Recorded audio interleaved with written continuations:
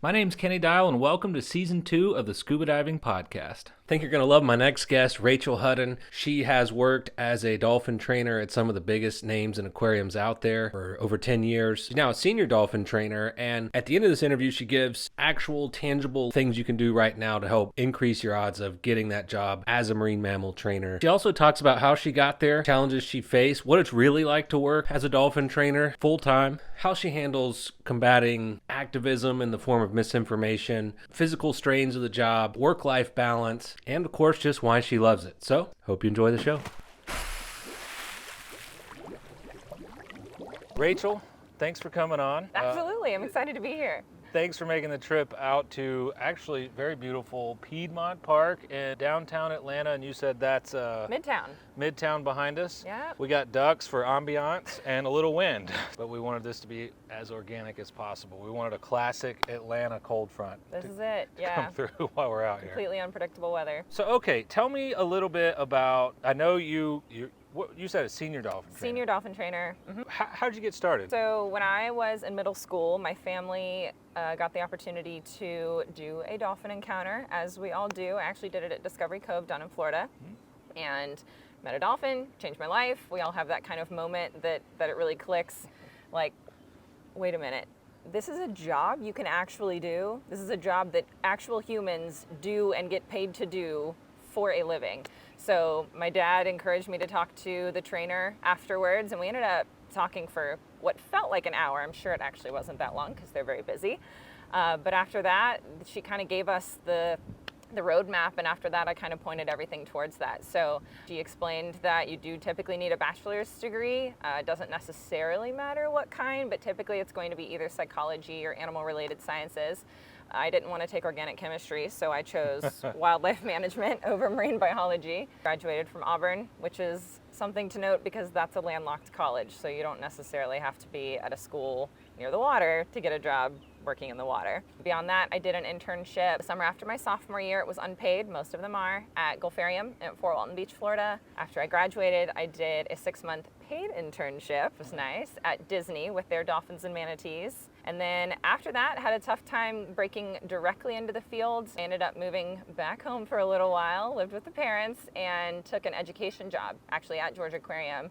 Worked in their guest programs department, educating the public and practicing all my public speaking skills for about a year. Then I was able to pay my way down to an IMATA conference and was able to pass out my resume to a few different facilities. And then I ended up getting my first training job out of there. I started at Gulf World in Panama City Beach. I was there for about 2.5 years, and then made my way back to Atlanta, where I've been for almost 4 now. So you've been here almost 4 years. Are you gonna stay? Oh yeah, absolutely. They take the absolute top-notch care of not only their staff, but most importantly, the animals. I wholeheartedly stand behind the way that they are able to put the animal welfare above anything else. Yeah, I've heard that from a few people. I want to rewind the tape back to that first experience. You said your first experience was at Discovery Cove near SeaWorld in Orlando. Yes. Where you got to go do the dolphin encounter. That's where the spark happened. What do you think it is specifically about dolphins that does that to people? I think that they've always been kind of portrayed as this, almost like a unicorn, right? Like they almost seem mystical or magical, and some people still have that like deep-seated belief that they have these supernatural, I don't know, almost powers. They're able to, like, people will tell you stories about how they look into their eyes and they've seen their soul. I don't know if I'd go that far necessarily. I've seen the crystals. What are the crystals? You say they some people believe they have supernatural power. Do you believe that? Or if you don't believe that, are you going to tell me because you don't want to, tell everybody the tooth fairy isn't real? Right. Do they have supernatural powers? Don't know if I would go that far necessarily, but they are, they're incredible, right? It's something that species that we visibly almost have nothing in common with, but that are so intelligent that we're able to form a type of communication with them. We're able to communicate with them on some level, right? We're not speaking dolphin, but they understand our body language. We can learn to understand their body language, right. And we're able to almost communicate on this level of higher thinking that it amazes people. They become inspiring all on their own. We're specifically talking about dolphins. I think a lot of people that are not in the field are surprised to learn, and I've seen you talking about it on your channel, about all the other species that are out there, and some of these are just as cool, maybe even a little cooler. if I'm allowed to say that. A few different facilities around the United States house a couple that aren't as well known. Pacific White-sided is one. Clearwater and Gulf World also both house rough-toothed dolphins, which I've had the pleasure to work with. Rough-toothed? Rough-toothed dolphins. Okay. Yeah, I think they look like dinosaurs. It's about as close as Jurassic Park as you're going to get. So it's not just dolphins, and there's a lot of other species. I've seen belugas, and obviously everyone knows about the orcas. And then it goes even beyond that, maybe not to the same level of interaction, but then you've got the manatees, and you've got and then the animals. Yeah, so I was also able to work with a few different species of pinnipeds, which are going to be your seals and sea lions when I was first starting out in the career field. Some I feel like are more like water dogs, and the others are very much domestic cats. They do not care. Here, but I feel like I've seen people get so focused on dolphins that they're missing some other great opportunity. Like you said, the Pinnipeds? Yeah. No, the Pacific White-sided dolphins? That's the one. Okay. The Pacific White-sided dolphins. Yeah. Say that 5 times fast. I feel like some people have maybe missed an opportunity because they're ignoring some other ones that might even be a little more exciting. And For sure. I focus a lot on my Instagram channel, Tercy Teach, on the bottlenose dolphin, because we used to actually have a line in a show that I've done before is people come here for the dolphins, but they stay because they fall in love with the sea lions. And that's what's so cool, right? So the dolphins have that kind of magical aura about them that people seem to be inspired by. But once they get into the aquarium or into a facility, that's when they start to understand that there's a lot more to aquatic species than just the bottlenose dolphin. There's other species of dolphins that we have under human care. There's also other species of marine mammals that are just as intelligent. They just can follow you on land, which is a little different. potentially a little scary. Yeah. Like this duck. Yeah. Flexing. Do you think that people that get jobs in the field of working with a dolphin, do you think a lot of them then branch out to these other, they kind of discover like, oh my gosh, it's actually more fun working with the belugas or the pinnipeds? Sure. Do you see that happen a lot? Absolutely. I think so. When I did my 2 internships, the first one that I did was with 7 different individuals, and the second one I did was with 6 interns, and we all ended up in the field. So we had some that became zookeepers, we had some that moved into education, we had some that went into domestic animal training, dogs and cats, and then I think only 2 of us actually ended up with marine mammals. It starts a lot of times with dolphins, but that a lot of times is not where people necessarily end up long term. They either find other things that they're passionate about that are just as cool. That's a peregrine falcon. That was awesome. I'm really sorry. That's yeah. He's got super a fish cool. He too. just pulled a fish out of the water. That's pretty I got slick. really distracted. That was cool. I've only ever seen that once before in my life. I'm sorry. I'm super distracted. If you weren't distracted by that, you're probably in the wrong field. That makes sense. How do you think people's reaction is? You definitely have a firsthand view of this. There's the idea of a job. There is how I vision myself. Everyone pictures himself, riding up on a dolphin with a big giant moon behind him. You're right. What is the difference between how you envisioned it and actually working there 40 plus hours a week, Yeah. years and years? There's got to be a difference. I'm sure some good, some bad, Sure. some just different. Tell me about it.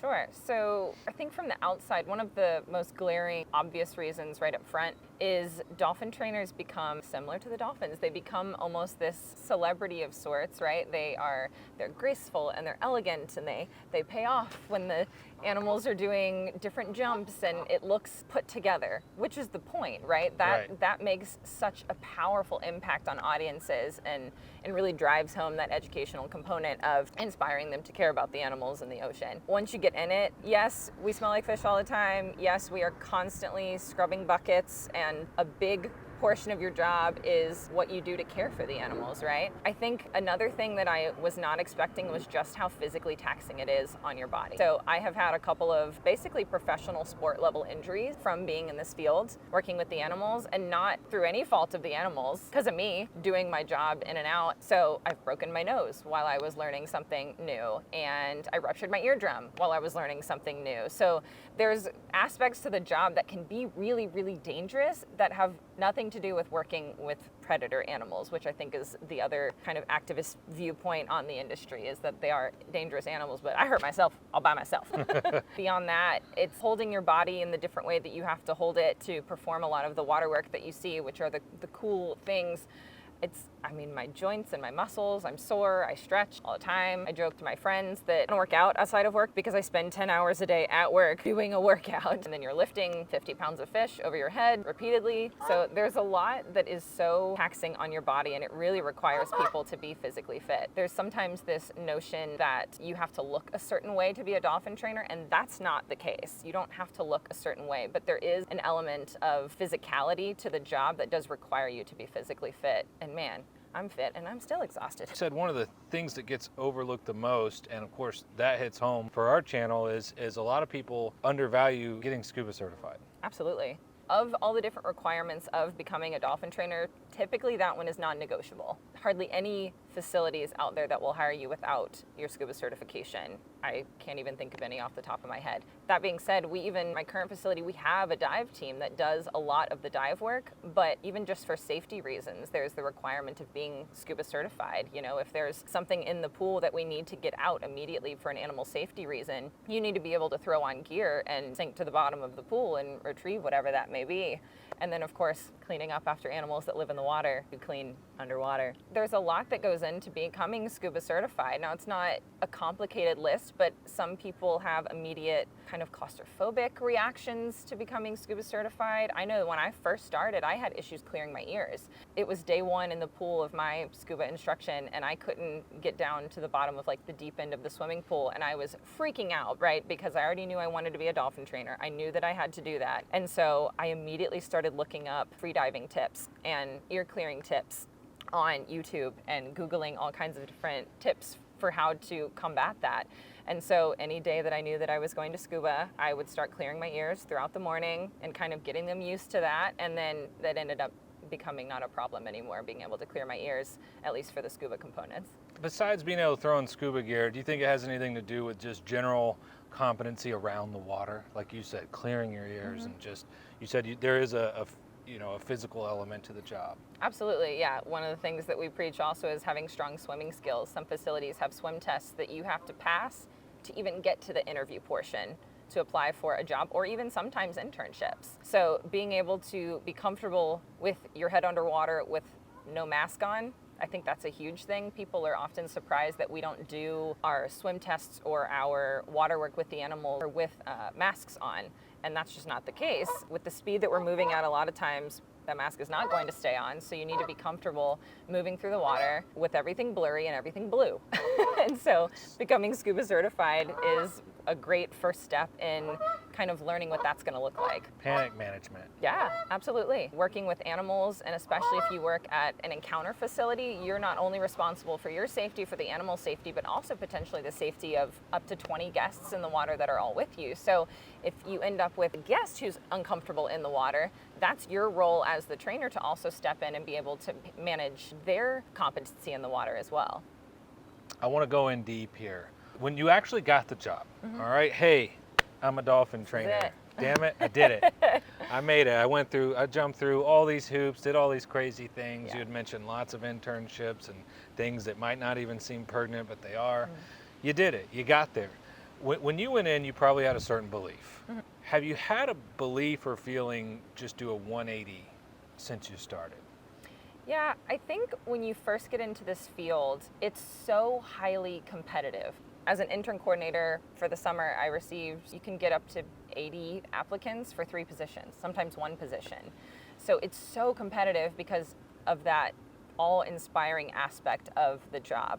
What you kind of tend to do is focus anything and everything on achieving that one goal, which means that you end up doing a lot of sacrificing of your free time or time with friends or time with family, or even my own body, sacrificing, the health and well-being of my own self to be able to get into the field, and I think that's one of the things that the longer that I'm in the field, the more that I realize please take care of yourself. Like, that's one of the most important components, because if you're not able to maintain mental sharpness at work every day because you're exhausted, or if you're not able to properly respond to a situation because you are not physically 100%, then you're not able to properly care for those animals. And so giving 135% for years and years is going to completely wear you down. And so there's got to be an element of balance that you have in your life. So there's got to be the time that you spend at work committed to those animals, and you really are. You're giving everything you've got while you're at work, but there has to be a component outside of work that you're able to draw on for relaxation and recharging those batteries so that you're able to go back in and give those animals everything. So what would you say to yourself if you went back to the beginning when it sounds like you were giving 135%? Sure. And your health was taking a toll there for a bit, mental and physical. Sure. What would you say to yourself now? Being able to appreciate your team. Any facility you work at, you're going to be leaning on a team. Most facilities have very large teams that have to work very closely together. One thing that we all kind of have in common is having very strong personalities, and so that tends to draw us away from relying on other people. But you all are working towards the same goal, and that's the care of those animals. And so being able to not take on every single task yourself and being able to help build a team together or help join with your fellow coworkers to work towards that common goal and each contribute your different strengths. Much as I would like to be, I'm not good at every single thing. And so recognizing that about myself, recognizing my strengths and the strengths of my coworkers, or even at the time my fellow interns, is something that I would encourage my younger self to remember. And I was pretty stubborn, so I probably wouldn't listen to myself. Also reminding myself that you can't, as it's going to sound so cliche, but you really can't pour from an empty cup. You can't run yourself completely ragged and still give 100% to those animals. If you want to take care of those animals to the best of your ability and what they deserve, then you have to be able to rest. Honestly, find something outside of the industry that is not dolphin related, not work related, not public speaking related, that's just for you, and draw on that. Give yourself a mental rest from constantly thinking so quickly. Give me 3 things that you do that have nothing to do with any of that. Okay. Right now, in the last few months, I started taking a pottery class. Hey, you're not making little dolphin pots or anything, are you? No, that would be really hard. All right. All right. Making jewelry, which I really enjoy. What kind of jewelry? Do we need to plug an Etsy page here? No, no. Okay, so you're doing pottery and you're doing jewelry. Really lame as it sounds, like just watching Netflix shows. What's your favorite show? I love the medical dramas and I love the legal dramas. Like, I'm still watching Law & Order SVU. I think they're on season 26. 900. Right, yeah, exactly. If you look at any kind of, I'm more or less talking to the inside industry right now, management, owners, team leaders and so on. Sure. It seems to be all the forward companies are moving to a model where they're trying to make sure everyone's lifting up everybody. Now, I have seen in a lot of hard to get to novelty industries, such as dolphin training, aquarium, maybe even like film industry, Sure. or everybody, we all grow up, we want to be in movies, we want to work Right. in the water, we want to do these fun things. So there's obviously a lot of people that want to do it. And from a company's point of view, I have owned a business. It's really nice when you get free labor. Absolutely. And motivated free labor and competition to come in and work for free. But what I'm seeing is there's also a lot of wisdom and retention and fostering and growing, even for the company's bottom line, because people are starting to realize that a quality of life with an employee or a team member that wants to stick around and stay and feel like a part of it and a part of a team and like they're contributing, the company does better. Sure. Everybody wins. Yeah. I see a lot of the old formulas still in this industry and similar. Why can't that industry apply the more forward-thinking models? Companies that say, well, that's okay. If they won't do it, then they will. Right. That's a bummer. At the same time, as employers look to build retention in their staff, there is seemingly that shift towards that. I already know of a few facilities that have gone away with unpaid internships altogether, even internship programs altogether, and they just go straight to seasonal positions or apprentice level positions or husbandry assistant level positions, components to still get you into the field. I think that there are facilities moving towards that. Do you think the industry would benefit from going with some of the more growth-oriented business models? Last time I checked, most aquariums are begging for money. Yes, oh, Not absolutely. all. Not George is doing okay. Disney, of course, last I heard, they're okay. I'm more talking about the smaller ones. Yeah. A lot of them rely on grants and volunteers, donations. The majority of them do seem to be on the struggling end financially. And every company that is soaring has adopted a more progressive, a more modern, growth-oriented, supportive role. And I see this old model lingering a lot. And it seems to be once someone gets in and I survived, let's see if you can. And I've been here for 20 years, so you have to clean up my toilet. And I've never seen a situation where that's the best way. Yeah, I think you're absolutely right. I think that's a keen observation that the companies that are still growing, especially in the unprecedented times, are the ones that are so focused on that employee retention, right? There's been a mass exodus of people looking for flexibility in their job roles. And if employers aren't willing to provide that, then they're gone. The company that I work for has done a fantastic job of putting out employee surveys and actually reading them and applying them and making some changes based on the feedback that they've gotten from their staff, which I think is huge. Our industry specifically, there's also a lot of value. There's value for the animals in that employee retention, right? Yeah, so didn't think about that. Different species specifically tend to be more relationship based. And so the longer that you're there, the more you're able to not only build up that relationship just with that animal and that kind of trust with them, but also you understand more of their history. You're able to train them better because you understand where they've come from in the past and their ability to learn. Their learning styles, they're all unique. I think that not only is there benefits to that from a business standpoint, there's benefits to that from the animal standpoint as well. It all comes back to that anyway.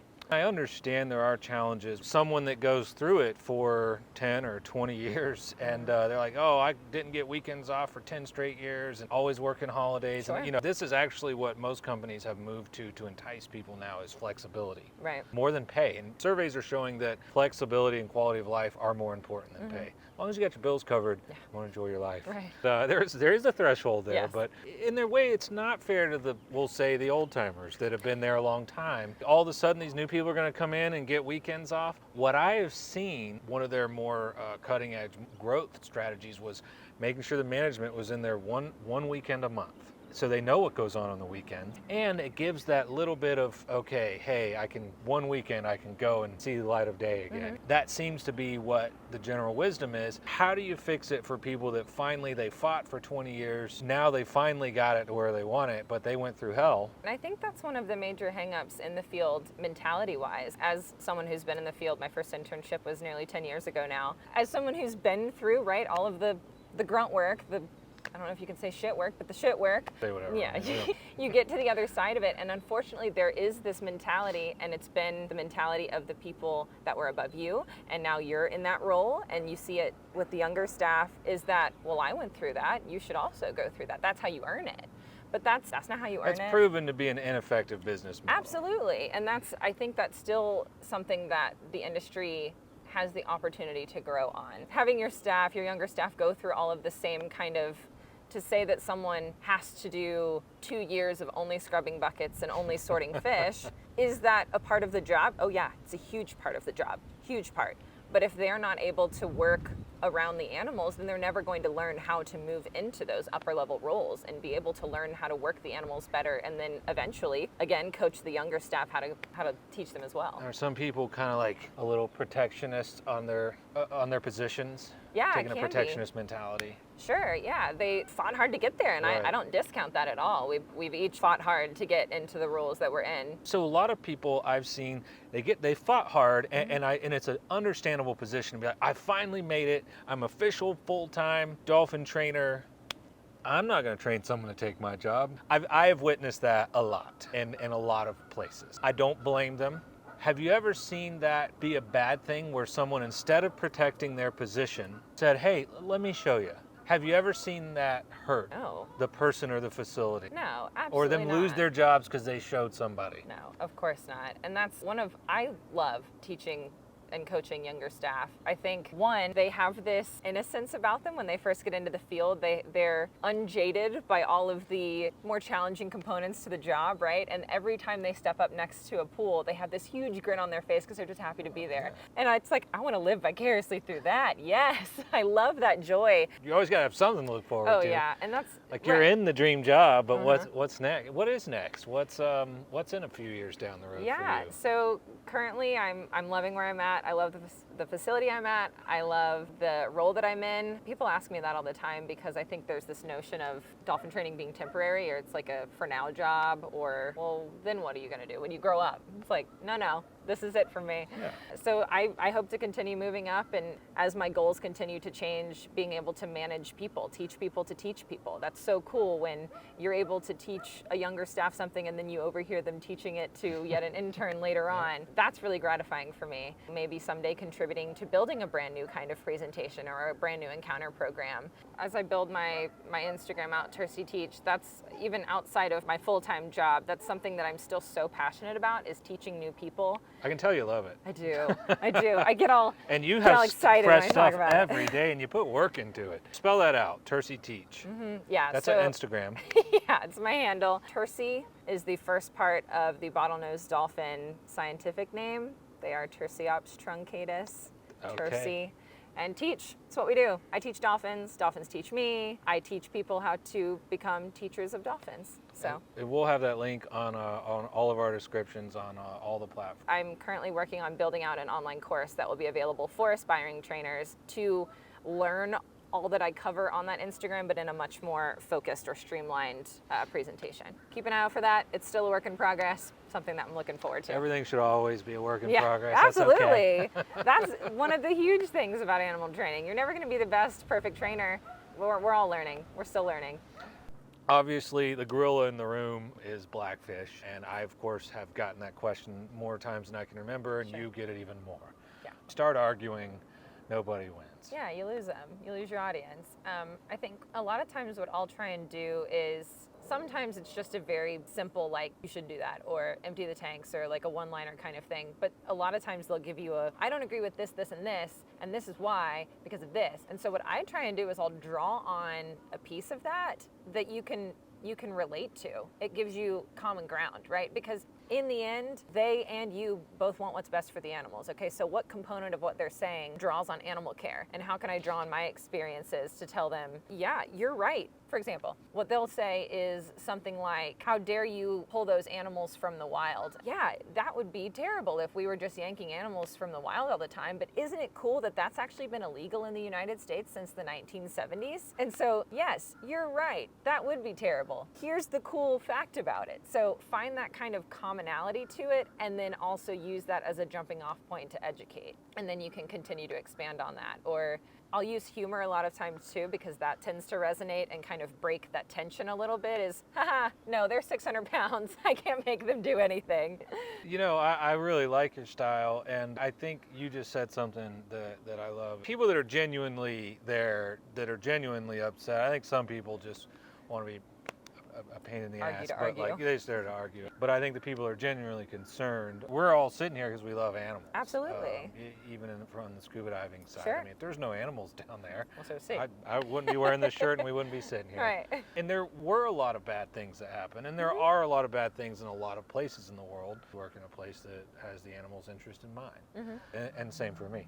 Sometimes I'll have to read it, set it down, walk away, come back and think, okay, where can we find that common ground? Let's be angry, but let's be angry about the same stuff here. Let's be angry about the animals that are not surviving in their natural environment because of this, this, and this. I Right. want to be angry about that too. That's fine. If we want to be angry, let's be angry. But let's find a solution to it. Let's find where we can work together to achieve a common goal and make this planet and the oceans better for those species. The ability to even know what those animals are dealing with in the ocean stems from research with the animals under human care. And that research that we conduct is something that we can teach those animals to participate in voluntarily, which reduces their stress level, it boosts their mental and physical stimulation, and it's a win-win for all parties, including the activists that want the best for those animals. Without these research programs and without the physical research people are doing, we would not be able to rescue them. We would not be able to rehabilitate. I know we're doing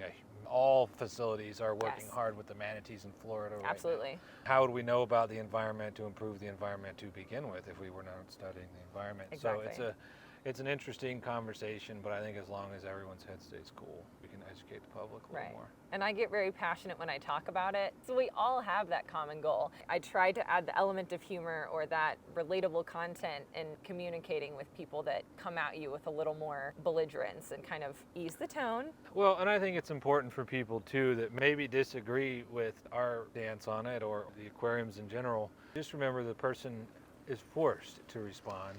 And they are cornered when you do that. Yeah.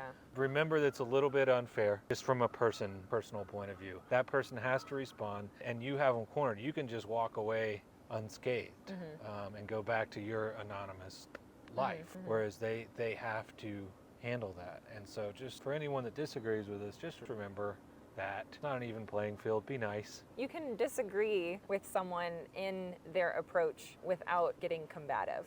Absolutely. I want you to tell me all the things that people can do to get that job as a dolphin trainer. Absolutely. What do you suggest? Go. All right. When you start in high school or even early years of college, you can start volunteering at any animal kind of facility. That can be vet clinics, sanctuaries, animal shelters. It can be any kind of animal related facility. All that shows is that you are dedicated to working with animals. It's a lot of dirty work cleaning up after them. So it shows that you're dedicated to that. It also shows your commitment to holding a role and being responsible for yourself to show up to a position. You need your scuba certification. Again, it's just a non-negotiable. There's lots of resources you can find online. I'm sure your channel specifically can offer a lot of tips for scuba diving certification. Volunteering, animal shelters, and a lot of other places. Scuba certifications. What else? Start looking to get those internships, and please only submit a one-page resume. I can't say that enough. Please. So volunteering, scuba certification, internships, practice your swimming. You got to be proficient in the water, which should go along with the scuba diving. Public speaking skills are essential. What's a good way to practice that? Public speaking? Yeah. I tell people that they can start on social media. If you can talk into your phone to basically yourself, but there's an audience reacting to it, that's a good way to start. Presenting to a group of friends or family. It sounds silly, but even just getting up and talking about a topic in front of people that you're comfortable with is very uncomfortable. It's when it goes quiet and right. everyone... Yeah. And you're like, oh, they're being attentive, but I feel very uncomfortable. I honestly always think that when I have somebody in the audience that I know, that's when I get more nervous. So you can look into professional organizations within whichever field you're looking for dolphin training. That ends up being IMATA, which I did mention earlier. They have a student membership that's relatively cheap. I want to say it's $30 or something a year. There's a lot of resources on there. There's a job board that you only have access to if you're a student membership. IMATA stands for International Marine Animal Trainers Association, and it's not only trainers here in the United States, it's trainers all over the world that are all part of this organization. They have annual conferences that also have career fairs and resume building courses, and you end up with leaders in the field looking at your resume and telling you exactly what to look for and exactly what to put on those resumes. That's great. It's priceless. It sounds silly, but even social media, right? So there's Facebook groups for marine mammal trainers where you can ask questions and you can begin to network with other trainers. Obviously, there's kind of an eloquence about that. You've got to be careful about what exactly you're saying on there because they are your future coworkers and supervisors. But even just joining the group and observing the kind of conversations that people have in there can be valuable and give you talking points for when you move into the field. I also think that one of the essential things to do before any interview that you may get is to research the facility that you're interviewing with, them specifically. Look at their current events, look at the species they have, look at news articles about them recently. There's a lot that you can do to kind of prepare yourself to set yourself apart as an applicant because it is so competitive. Anything else you want to add about dolphins? I think that's about it. They're pretty cute. Dolphin training?